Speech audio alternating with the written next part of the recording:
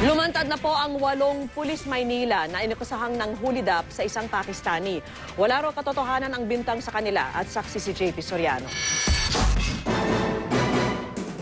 Matapos ang umano'y drug operation na ito ng mga pulis Quezon City na nabistong hulidap lang pala.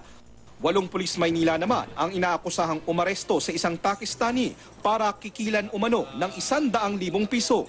Kwento ni Kamram Khan Dawood, hinihintay niya at ng 6 na iba pang kasama ang taong pagsasanlaan daw ng kanyang 4 na kotse sa Ermita, Maynila noong September 19. Maya-maya ay dumating ang mga pulis. These cops came and there were so many. And they put guns on us and they take us to their headquarters. They said the cars you're using is carnap vehicles. Sa kabila ng paliwanag na hindi carnap at legal ang mga dokumento ng mga sasakyan, binitbit daw silang lahat sa MPD headquarters. Doon na raw siya hinuthutan ng mga pulis. Then they start negotiating with the bodyguard and the driver of my friend. And then of course they start talking about money.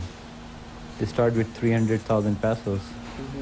Then of course, when the time runs, they goes down to 100,000. Kahit nagbayad na siya, pinaiwan pa rin daw ang isa sa mga sasakyan dahil nakaalarma raw na sangkot sa hit and run. Kaya inireklamo ng Pakistani ang mga pulis.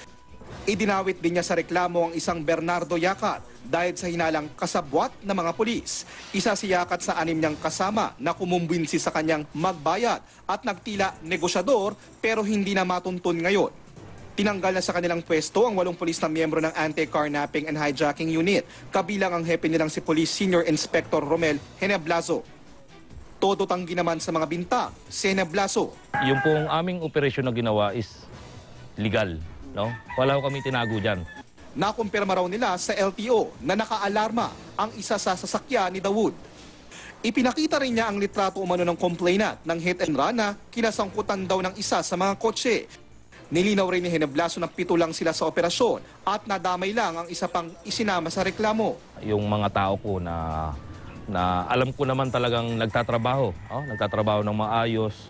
Kahit ilang araw kaming di umuwi sa isang operasyon namin, makikita mo yung dedication nila. Kaya lang, nung pangyayaring yan, pati pamilya namin, mga anak namin. So talaga nakakalungkot. Sa labas ng Maynila ko, nakapanayam ang mga pulis na hindi pa raw nagpapakita sa MPD headquarters. Kaya hamon ng kanilang mga kasamahan. Magpakita sila rito. Explain niya yung side nila kasi subject naman tayo ng job process. Noong nakaraang buwan lang, sumuko ang 2 pulis malolos matapos isumbong na nandukot ng isang Chinese national sabay tanim ng shabu bago mangikil ng 3.5 million pesos. Ang isa naman sa mga sangkot sa EDSA hulidap na si Chief Inspector Joseph De Vera, inireklamo rin ng pag-aresto at pagkatanim ng ebidensya sa isa pang biktima para makikilan ng 200,000 piso. Ako si JP Soriano, ang inyong saksi.